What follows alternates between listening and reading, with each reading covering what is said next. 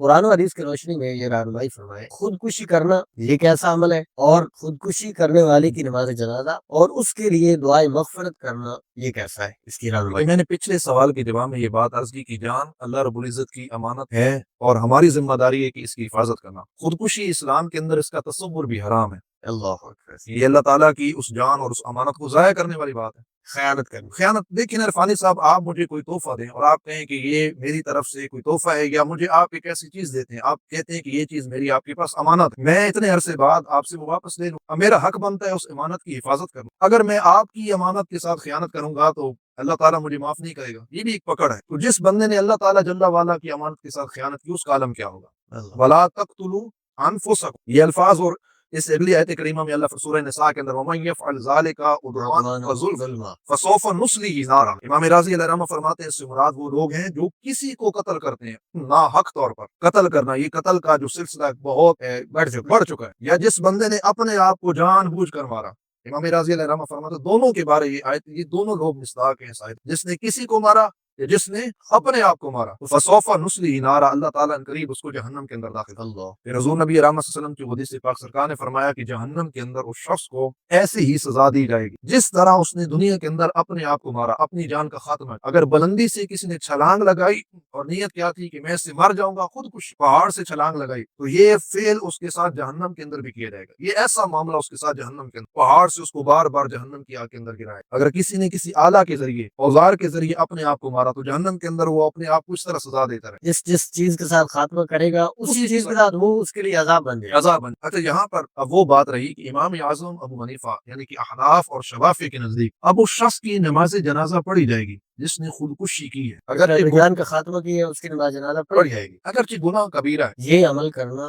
اپنی جان کو خود اپنے ہاتھ میں ختم کرنا، یہ گناہ کبیرہ، گناہ کبیرہ ہے، حرام فعل ہے، بہت بڑا گناہ، ٹھیک ہے، حرام فعل ہے۔ لیکن محدثین کہتے ہیں کہ گناہ کبیرہ سے جو ایمان ہوگا نا وہ اس کا سلامت، اگرچہ گناہ کبیرہ ہے لیکن ایمان اس کا سلامت ہے۔ ہاں، یہاں پر اگلی بات اس کی وضاحت کرنا ضروری ہے۔ ایک شخص ہے، اس نے اعلانیہ طور پر، یہ اب ہم حکم نہیں لگائیں گے، حکم تب لگے گا جب خودکشی کرنے والا خود اعلانیہ طور پر اعلان کرے گا، اور وہ اعلان ایسے کرے گا کہ یہ جو فعل میں خودکشی والا کر رہا ہوں، میرے نزدیک خودکشی کرنا حلال ہے۔ اللہ، حرام فعل کو حلال، جس نے حرام فعل کو حلال سمجھا وہ شخص دائرہ اسلام سے خارج، اب اس کی نماز جنازہ نہیں پڑے گی۔ میں اس کی مثال دیتا ہوں، نماز ہے نا، نماز، جی، اب ایک ہے اس کا چھوڑنا، اور یہ کیا نماز غفلت کی بنا پر نہ پڑھنا، اس انسان کافر، ایمان تو سلامت ہے، گناہ گار ضرور گناہ گار ہے، لیکن ایک شخص ہے اس نے نماز کی فرضیت کا انکار کر دیا، وہ کہتا ہے نماز فرض ہی نہیں، بس میرے لیے یہ ضروری نہیں، اب جس نے فرضیت کا انکار کیا وہ بھی دائرہ اسلام سے خارج ہے، اس کا بھی نماز جنازہ نہیں پڑا جائے۔ تو حلال کو حرام کرنا یا حرام کو حلال، یہ دونوں اسی زمرے کے اندر آئے گا۔ اب وہ میں پہلی بات کہ خودکشی حرام ہے، ایک انسان ہے اس نے خودکشی کی، اس کو علم ہے کہ خودکشی حرام ہے، وہ غصے پہ کنٹرول نہ ہوا یا کوئی بھی ایسا معاملہ اس کے ساتھ پیش آیا، اس نے خودکشی کر دی، احناف کے نزدیک، شوافی کے نزدیک اس کی نماز جنازہ،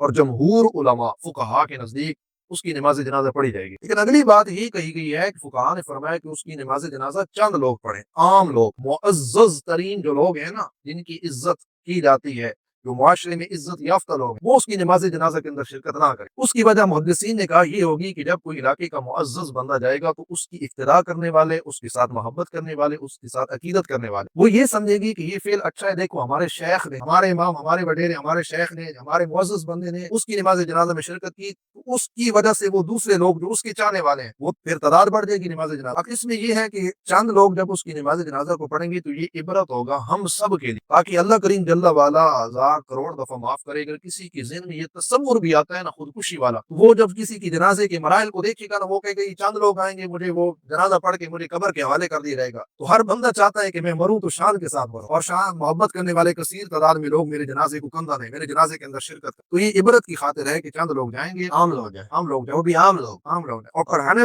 والا بھی عام ہونا چاہیے۔ یہ اس بات کی وضاحت ہے کہ پڑھانے والا بندہ بھی عام ہو، باقی جو علماء ہیں، فقہاء ہیں، پیران نظام ہیں، وہ اس سے پرہیز کریں، اس کی نماز جنازہ کے اندر شرکت نہ کریں، ایک حقیقی پیغام پہنچے۔ باقی اس سال ثواب اللہ رب العزت کی رحمت پر امید ہے، اس کے لیے دعائے مغفرت اور اس سال ثواب کیا جا سکے، کہیں پر ممانعت نہیں ہے، اللہ تعالیٰ چاہے تو معاف کر دے، چاہے تو وہ پکڑ لے۔ جس طرح کہ شاہ صاحب حضور صلی اللہ علیہ وسلم نے خودکشی کرنے والے کا جنازہ نہیں پڑھا ہے، جی جی، لیکن صحابہ نے تو پڑھا ہے، لیکن حضور نے منع نہیں کیا مسلمانوں، منع نہیں فرمایا۔ آپ نے اس لیے نہیں پڑھا کہ لوگ اس سے عبرت حاصل کریں کہ دیکھیں رسول کائنات صلی اللہ علیہ وسلم نے اس کا جنازہ نہیں پڑھا نہیں. اللہ تعالیٰ کی بارگاہ میں ایک تو دعا کرتے ہیں اللہ تعالیٰ ہمیں ایسی موت سے پناہ عطا فرمائے. اللہ تعالیٰ ہمیں ایمان کی سلامتی والی موت عطا فرمائے. جس طرح ہم نماز جنازہ میں دعا مانگتے ہیں اللہم من احییتہ منا فاحیہ علی الاسلام، زندگی ہو تو اسلام والی ہو، ومن توفیتہ منا فتوفہ علی الایمان، اور موت ایمان.